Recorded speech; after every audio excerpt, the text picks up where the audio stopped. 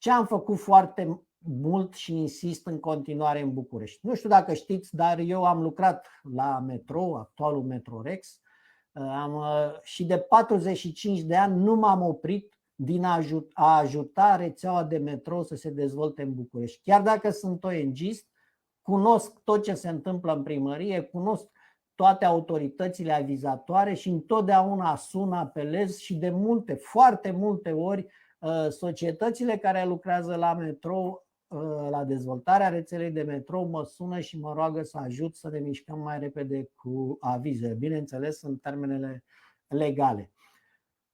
Am întârziat 20 de ani cu rețeaua de metrou în București. O altă cauză pentru traficul major din București. Pentru că eu acum trebuia să fiu gata în 2027 și cu magistrala 7 de metrou, adică Oraș-Bragadiru, Oraș-Voluntar. Eu n-am terminat nici magistrala 4 de metrou, Străulești-Gara de Nord, CFR Progresul. Am lăsat magistrala 5 fără bani, pentru că toți banii s-au dus politic la magistrala 4 de metrou pe care o execută sectorul 4 al municipiului București. Și uitați-vă în ce situație dezastruoasă ne aflăm. Normal că metrou are un rol extrem de important în a prelua călătorii, un trafic de călători însemnat și poate mai lăsăm automobilele acasă. Da, mi-aduc aminte, chiar aveam o discuție când se făcea linia de metrou drumul Taberei până la Eroilor și mi-aduc aminte că era în comisiile alea acolo în care se discutau soluții tehnice, cum să scoată cârtița la Eroilor din pământ, unde să o scoată.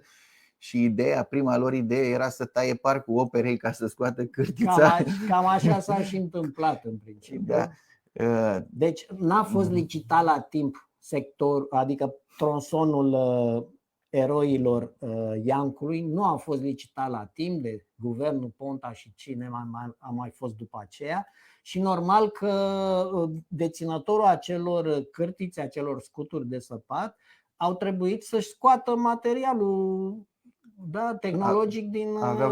Și singura soluție nu era decât în Parcul Operei și am mai distrus și o parte din Parcul Operei pentru a scoate respectivele scuturi care se putea licita și poate deținătorul le ceda celuilalt dacă el nu câștiga licitația. Am făcut paranteza asta aici ca să vedeți un pic care este nivelul de expertiză și de implicare în realizarea acestor lucrări de infrastructură mare în București, ținând cont că vine din zona ONG. Fundația Ecocivica nu avea nicio legătură practic, dar expertiza și cunoștințele atât de metrou, cât și de mediu, cât și de soluții inginerești pe care le-a pus pe masă, a rezolvat, să știți, multe probleme în București din afara primăriei și instituțiilor, mai ales prin APM-uri.